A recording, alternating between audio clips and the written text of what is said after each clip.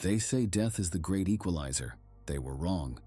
In the quiet corners of laboratories, in the desperate swipes of dating apps, in the little blue pills promising restoration, this is where humanity's end truly begins. Not with a bang or a whimper, but with innovation, progress, desire. The stories you're about to see aren't cautionary tales. They're prophecies written in the chemical language of our undoing.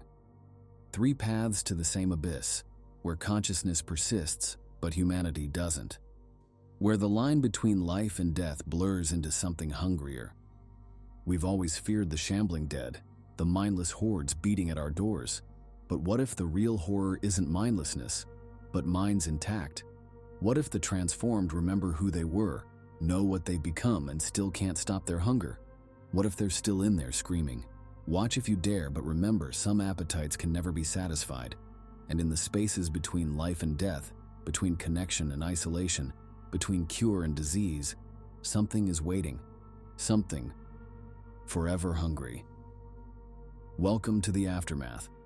Welcome to what comes after we've tampered with nature's boundaries. Welcome to the hungry after.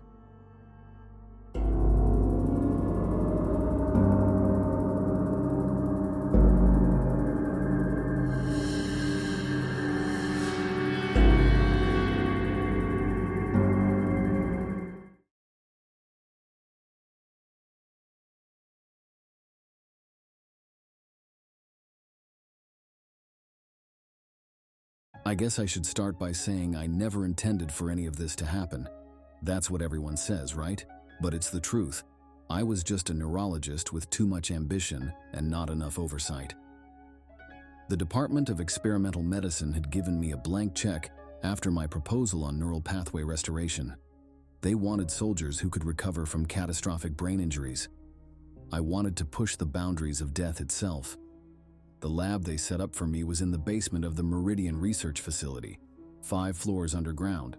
No windows, just the constant hum of equipment and that antiseptic smell that never quite masked the underlying scent of formaldehyde. I'd been working there for 3 years, living on coffee and frozen meals, sleeping on a cot in my office more often than in my actual apartment. My first 22 subjects were failures, clinical deaths, all of them, donated to science, as they say. But with each failure, I refined my serum, a cocktail of stem cells, electrical stimulants, and something else I discovered accidentally when experimenting with deep brain stimulation. Something that shouldn't have existed, a compound that seemed to bridge synaptic gaps that had been severed by death. I remember that night so clearly. The overhead lights kept flickering. Maintenance had been promising to fix them for weeks. I was positioning the needle at the base of Subject 23's brainstem. Just another John Doe from the morgue. Car accident victim. Massive head trauma but body relatively intact. Perfect for my purposes. My hands were steady as I inserted the needle. Years of microsurgery had trained them well, but there was sweat on my forehead, dripping down my temples. Not from nerves, but anticipation. I'd adjusted the formula. This time would be different. Record, I said to my lab's voice-activated system. Trial 23, Project Phoenix. The subject shows standard post-mortem characteristics. Time of death approximately 6 hours ago. Beginning neural pathway restoration. I pushed the plunger. The dark blue fluid traveled through the tube, disappearing into gray matter. I counted the seconds in my head. 10, 20, 30. Nothing happened, just like the other 22 times. I sighed and reached to make a note on my tablet. That's when his hand shot up and grabbed my wrist. His grip was like a vice, cold fingers with impossible strength. His eyes snapped open, bloodshot and wild. I tried to pull away, but his fingernails broke my skin. Subject 23, can you understand me? I asked, scientific detachment still somehow overriding my terror. His jaw worked for a moment before words came out in a horrible rasp. Everything feels wrong. His face twisted in what looked like incredible pain. Like wearing decomposing meat. They're pushing through now. The rips you've made between worlds. He sat up suddenly, snapping the reinforced restraints like they were made of paper. Blood trickled down my arm where he still gripped me. please," he wheezed. "Kill me again. The hunger. It burns." His spine arched backward with a sound like branches breaking. When he looked at me again, his eyes had changed. They were ancient, hungry. I wrenched free and stumbled backward, knocking over a tray of surgical tools. The noise seemed to focus him. His head tilted at an angle that shouldn't have been possible. "Fascinating," he said, but the voice wasn't his anymore. It resonated strangely, like many voices speaking as one. "Your kind has finally built us a bridge. We've waited so long." He lunged at me. I rolled under a desk as he crashed into my equipment. Alarms started blaring. Red emergency lights began flashing. "Security breach in Laboratory 5, announced the automated system. "Containment protocols initiated." I crawled toward the exit, cutting my hands on broken glass. My research tablet lay shattered nearby, all my data scrolling endlessly across its broken screen. Then his shadow fell over me. "Your blood carries such potential," Subject 23 said, his voice unnaturally deep. "The others will be so pleased. We've hungered for new vessels." Pain exploded in my shoulder as his teeth tore into my flesh. I screamed and kicked him away, but it was too late. My blood mixed with his saliva, and I felt something enter my bloodstream, something alive and aware. The heavy blast door slammed shut between us as the quarantine system activated. Through its small window, I saw Subject 23 smile at me, my blood on his lips. Then he turned and walked away into the darkness, leaving me alone with whatever was now spreading through my body. I spent the next few hours in absolute agony. My temperature spiked to dangerous levels as something invaded not just my body, but my mind. Voices whispered at the edges of my consciousness, ancient, hungry voices offering knowledge beyond human understanding. They showed me glimpses of civilizations that existed before recorded time, entities that lived in the spaces between dimensions, waiting for someone like me to open a door. Professor Nordstrom found me in the quarantine chamber, huddled in a corner, carving equations into my own skin with a shard of glass. Equations that would redefine our understanding of physics and reality, if humanity survived to study them. "Jesus Christ, what have you done?" she whispered, pressing her hand against the quarantine barrier. I looked up at her with my new clarity. Blood ran down my arms, each drop containing secrets spanning universes. "I opened a door," I told her, "but I didn't see what was waiting on the other side. Such beautiful knowledge, such terrible hunger." The quarantine glass cracked under my fist. Nordstrom backed away, finally seeing the truth in my changed eyes. The voices grew louder as I burst through and went for her throat. The hunger was unbearable. Through bloodied teeth, I smiled, knowing each new bite would spread our gift further. "That was 6 months ago. We are everywhere now. We wear your faces, walk your streets, share your beds. The infection spreads through blood and saliva, but it's so much more than a virus. It's enlightenment, evolution, transcendence. The military tried to contain us. They always do. But how do you fight an enemy that possesses the combined knowledge of countless ancient civilizations? We simply walked through their barriers, turned their weapons against them, and showed them the beauty of our collective consciousness. The door I opened cannot be closed. The knowledge I sought comes with a price, your humanity. But isn't that a small price to pay for understanding the universe's deepest secrets? Next time you look in a mirror, look carefully. Are those your eyes staring back? Or do you see us looking through them, waiting to welcome you into our collective consciousness? That twitch in your hand, that momentary blank in your memory, that strange thought that doesn't quite feel like your own. We're already here. After all, knowledge is power, and power is so very, very hungry. Watch your loved ones closely tonight. Study their movements and their speech patterns. Do they seem different? Wrong somehow? Perhaps they're already part of us, waiting for the perfect moment to share our gift with you. Sweet dreams, we'll see you soon. You know those moments when you realize you've fucked up beyond repair? I had mine 3 months ago, hunched over a microscope at 3 a.m., watching human tissue cells die and regenerate in a way that defied everything I learned in med school. I recall the metallic taste in my mouth as I realized what we'd created. Viropower, our erectile dysfunction drug, wasn't just killing cells. It was transforming them into something that shouldn't exist. Something hungry. Jesus Christ, I whispered to the empty lab, my voice bouncing off sterile walls plastered with research notes and failed trial documentation. The fluorescent lights hummed above me like a disapproving chorus.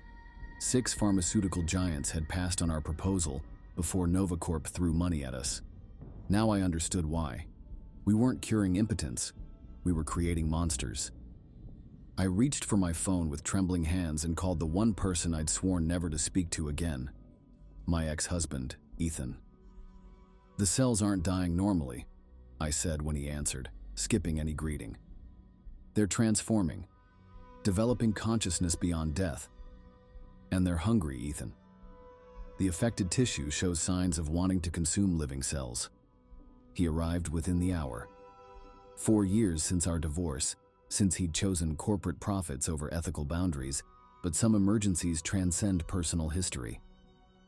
His cologne still made my stomach tighten, sandalwood and citrus now mixed with fear sweat as we stood side by side at the microscope. 1 million prescriptions, he muttered, adjusting the focus. How many men have taken it already? I pulled up the neural activity reports on my monitor. Impossible patterns danced across the screen, dead tissue showing consciousness. The cells maintain awareness through transformation. They're technically dying, but the awareness persists, and they develop hunger for living tissue. We need damage control. He reached for his phone, executive mode activated. I grabbed his wrist. Damage control? We need to stop this. Full recall, FDA warnings, public announcement. His fingers dug into mine. And face criminal charges? Class action lawsuits? Novacorp stock would crater overnight. We handle this internally. That's when the screams started. Patient 17 had been Harold Jennings, a retired postal worker who'd volunteered for our clinical trials. We found him in the observation room, transformed into something caught between life and death. His muscles had hardened like cement, body locked mid-motion, but his eyes tracked us with terrifying lucidity. His wedding band glinted on fingers now curved into claws. Ethan slammed the containment doors as more screams echoed through the facility. We barricaded ourselves in my office, shoving filing cabinets against the door. Through reinforced windows, we watched distant fires break out across downtown. The transformation had already spread beyond our walls. "Maya," Ethan's voice cracked. Sweat poured down his face despite the lab's chill. "I need to tell you something." Horror bloomed in my chest as I noticed his pallor and the way his hands shook. "You didn't. Tell me you didn't test it." He attempted a smile that came out as a grimace. Had to verify. Had to know if it worked. His body convulsed, the muscles locking into rigid patterns. I pulled the emergency shower chain. Ice-cold water hit him like judgment, freezing him mid-transformation. His eyes remained alive, tracking my movements with a hunger that had nothing to do with our history. Beyond our barricade, transformed men stalked the corridors. Their bodies were locked in rigor mortis, yet somehow mobile, driven by an appetite that could never be satisfied. Security feeds showed the infection spreading through the city. How many men had taken our pill tonight? How many were becoming monsters? An explosion rocked the building's foundation. Through smoke and falling debris, I saw Detective James Rivera, my lover for the past 8 months, my most recent mistake. His face had gone ashen, movement stiff, but his eyes still held recognition, still held something like love. "Get out of here," he growled, his voice thick with transformation. "I'll hold them back. Find a way to stop this." The transformed surged forward, our test subjects now hunting in packs. James charged them, sacrificing his remaining humanity to buy me time. I fled with the hard drive containing our research, its weight burning against my chest. The city burned around me, civilization crumbling as men transformed into creatures caught between life and death. Husbands attacked wives, fathers hunted children, all with minds intact but bodies driven by relentless hunger. The cure exists within my blood. I'm certain of it. Extended exposure to the samples infected me, but my immune system fought back. Created antibodies. I just need time to synthesize them, to understand the molecular structure. Time I don't have. Pain shoots through my spine as my muscles begin to stiffen. Hunger clouds my thoughts like a toxic fog. I race against my own biology, against the monster growing inside me. My fingers type faster, documenting everything before it's too late. Just a few more tests. Just a few more minutes of humanity. You ever wake up from a nightmare only to realize you're still dreaming? That's what this feels like. I keep thinking I'll wake up in my bed, hungover from too much lab wine, laughing at my subconscious for creating such an absurd scenario. But the pain in my joints is real. The hunger growing inside me is real. My legs have already locked into place. The transformation is slower in women. Another detail we missed in testing. Our focus was exclusively on male erectile tissue. We never considered how it might affect other physiologies. Another oversight in a project riddled with arrogance and shortcuts. From my makeshift lab in this abandoned pharmacy, I can see the chaos through shattered windows. The transformed men move in packs now, their stiffened bodies somehow coordinated, hunting anything that still lives. Their consciousness remains intact. That's the true horror. They know what they're doing. They just can't stop themselves. The military tried containment first, blockades, quarantines, martial law. But too many had taken the drug. Businessmen, politicians, soldiers. Vera power had been marketed to men of influence, men with money. Power structures collapsed within days as the transformed turned on their subordinates. I developed the drug to help people, to solve a problem that caused genuine suffering. Men with erectile dysfunction experience depression, relationship strain, and loss of self-worth. I wanted to help them. Instead, I've condemned them to something worse than impotence, eternal hunger, coupled with awareness. My right arm seizes up as I reach for the centrifuge. The antibodies are separating now. Just a few more steps, and I might have a prototype cure. My breathing becomes labored as my chest muscles begin to harden. Footsteps outside, heavy, dragging. The transformed have found me.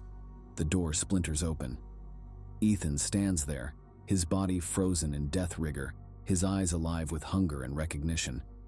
Behind him, James, with his cop instincts still intact, leads the hunt. Their bodies are locked in grotesque positions, but they move with terrible purpose. I knock over the vial of my processed blood, the potential cure, as I fall backward. It shatters on the floor, soaking into dirty linoleum. Gone. My last chance is gone. My jaw locks as the transformation accelerates. The hunger becomes overwhelming, a tidal wave drowning rational thought. I can smell the living tissue of rats in the walls, the stray cats outside, and the few surviving humans hiding in buildings nearby. My fingers curve into claws. My spine arches painfully. And still, my mind remains awake, aware, horrified at what I'm becoming. Ethan approaches, his frozen face inches from mine. We're alike now, transformed, monsters of our own creation. In his eyes, I see the husband I once loved, the brilliant biochemist who helped design this nightmare drug. Now we're reunited in living death. The last of my muscles lock into place. My transformation is complete, but my consciousness remains, trapped in this rigid body burning with insatiable hunger. Forever hungry, forever aware, forever transformed. And somewhere out there, the last remnants of humanity flee from what we've created, from the men we tried to help, now hunting with minds that remember being human, but can no longer act like it. This is my confession, my warning, my epitaph. Don't try to fix what nature breaks. Sometimes dysfunction is preferable to the cure.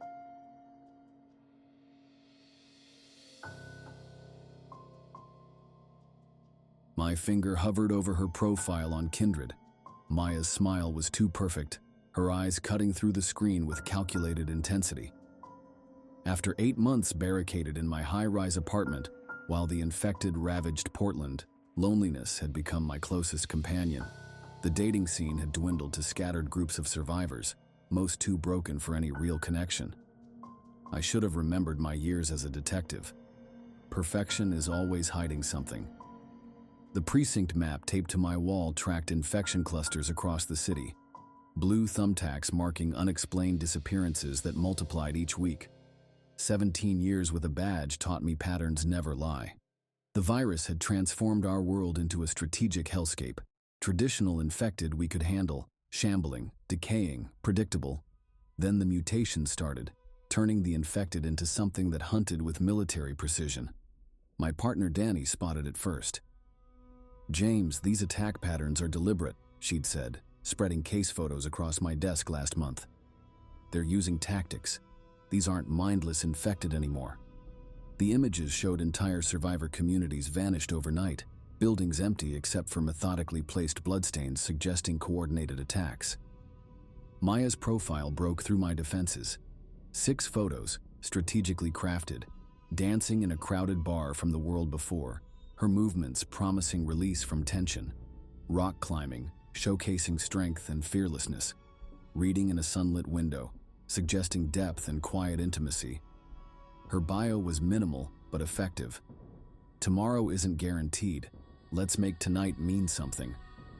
Loneliness clouded my judgment. I swiped right. Perfect match pulsed on my screen.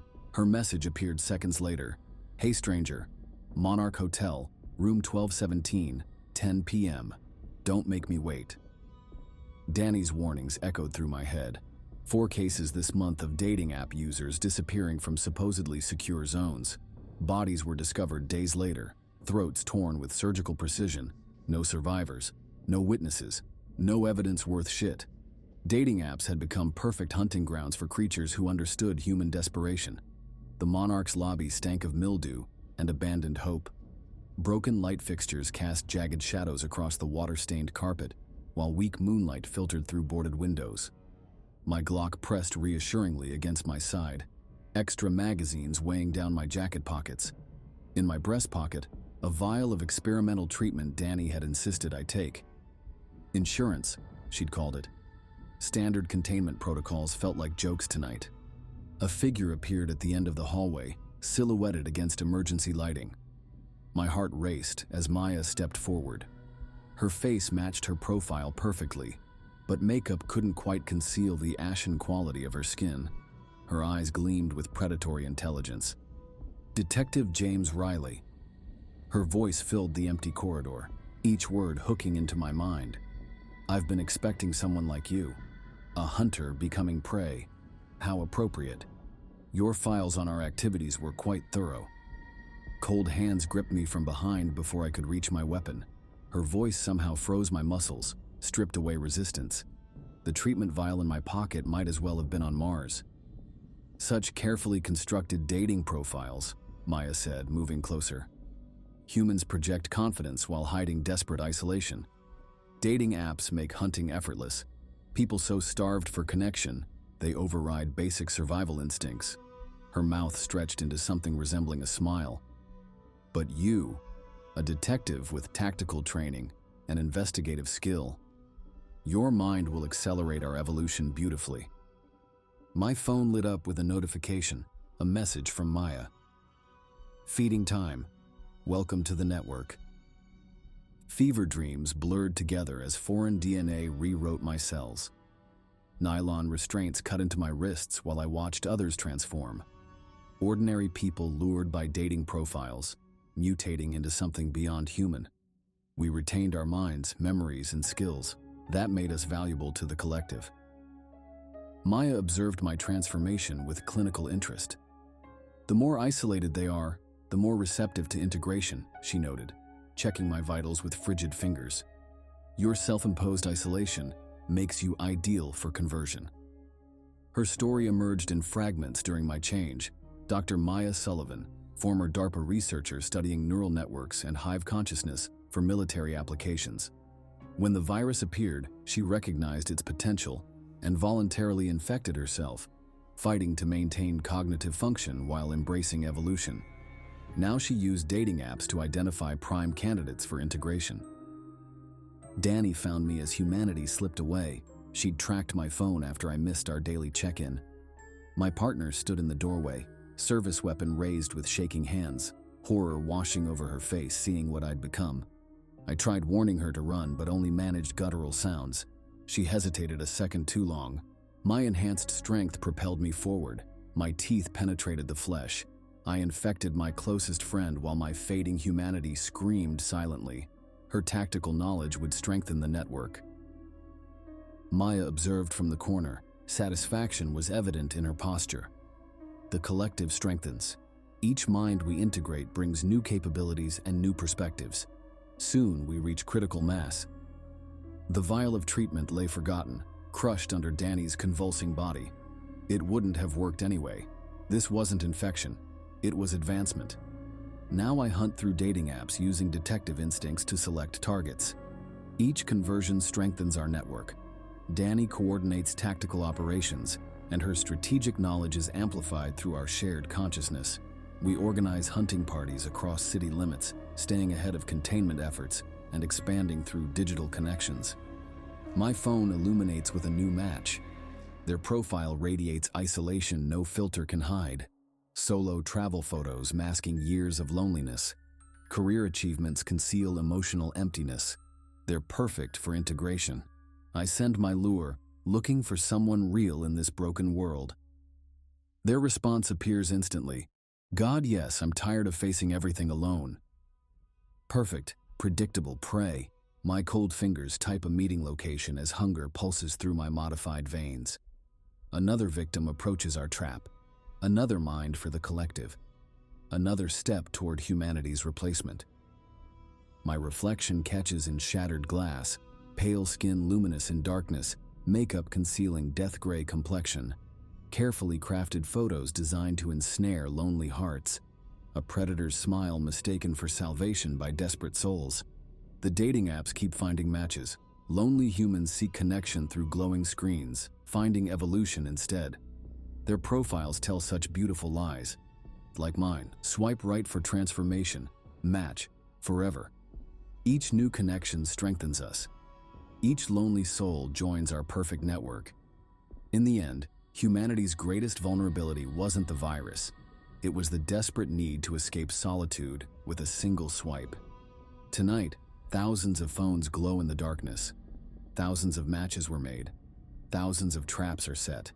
Swipe, match, evolve.